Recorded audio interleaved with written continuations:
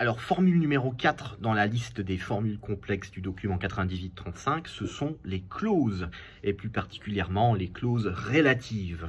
Alors, qu'est-ce qu'une clause relative?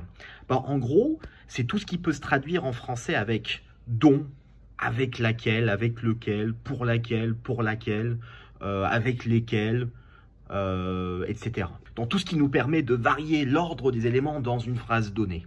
Donc, la meilleure manière de comprendre ça, c'est de voir quelques exemples concrets. Alors, une notion très importante quand on veut faire les clauses relatives, c'est de savoir différencier entre les deux manières d'exprimer ce genre de phrase. Donc, il y a la manière plus soutenue, avec l'anglais du roi, et après, il y a la manière un peu plus courante qu'on utilise dans des discussions de tous les jours.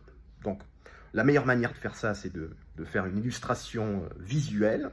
Et ceux qui me connaissent déjà, ils sauront que les porte-manteaux font partie de mes principaux centres d'intérêt. Et comme vous pouvez le voir, je suis à côté d'un porte-manteau. Donc, je vais prendre une phrase simple. Je suis à côté d'un porte-manteau. I am standing next to a coat stand. Alors, si je veux dire que l'objet à côté duquel je suis est un porte-manteau, à ce moment-là, il y a deux façons de faire. Pour faire la version soutenue, en fait, je vais prendre le mot which. Donc, je vais dire par exemple, the object next to which I am standing is a coat stand. Ou sinon, pour faire une phrase plus courte, un peu plus simple, the object I am standing next to is a coat stand. Donc, les deux phrases veulent dire la même chose. Il est juste question de version soutenue et version un peu plus courante. Autre exemple, penser à quelqu'un se dit to think about somebody. Donc, je pense à Serge Avussé. I am thinking about Serge Avussé.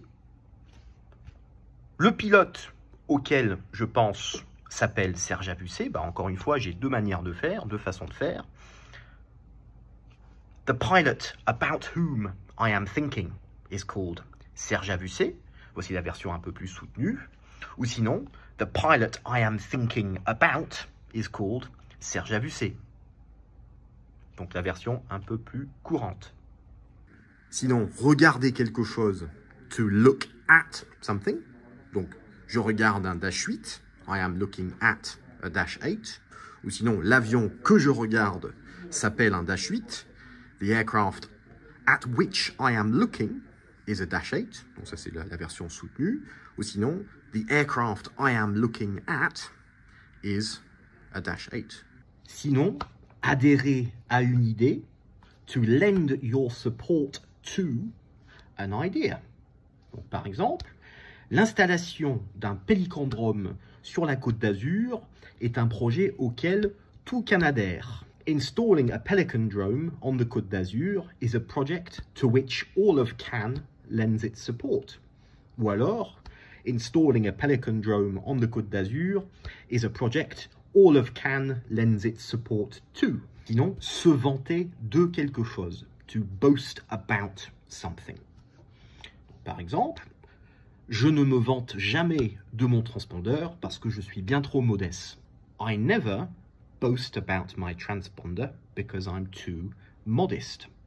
Ou sinon, mon transpondeur est quelque chose dont je ne me vante jamais parce que je suis bien trop modeste. À ce moment-là, my transponder is something about which I never boast because I'm too modest. Ou sinon, la version simplifiée, my transponder is something I never boast about because I am too modest.